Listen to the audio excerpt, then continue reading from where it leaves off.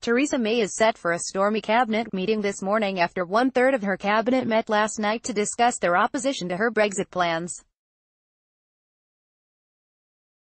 8 ministers gathered in Andrea Leadsom's office for pizza and plotting. Raab, Hunt, Gove, Mordaunt, Grayling, Truss, Cox and Leadsom, a higher turnout than expected with the includion of a number of former May loyalists.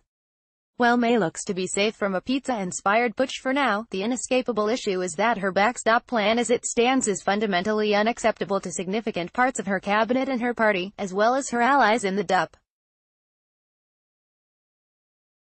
Number 10 is banking on the hope that these factions are bluffing and will eventually back down and support her deal. Will they? Cabinet, most likely to fall into line.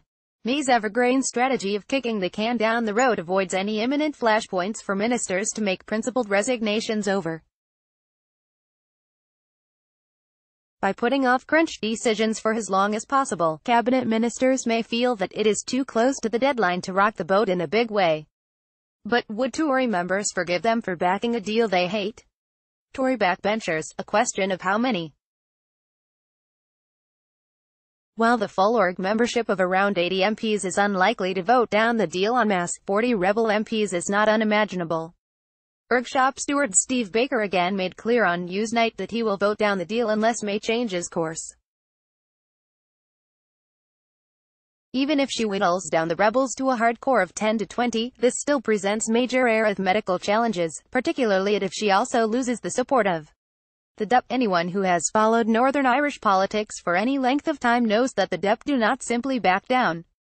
May wouldn't rule out additional checks being introduced between Northern Ireland and mainland Britain during her comments grilling yesterday, a blood-red line for the DUP. Nigel Dodds openly told Newsnight that the DUP will do what it can to disrupt the government's whole domestic agenda, short of triggering a general election. They will never back down. Labour, May's hopes of a majority appear to be pinned on a sizable Labour rebellion. A frontbench pivot seems out of the question. Blairites are unlikely to come to the rescue as they see no-deal chaos as their best chance of securing a second referendum. Leave while Labour MPs like Caroline Flint and Graham Stringer have been making the most supportive noises so far. But are there enough of them? May's only other option is to take heed of the concerns of her own MPs and the DUP and go back to the EU with a proposal that Parliament is behind, rather than one her Sherpas have told her will fly in Europe.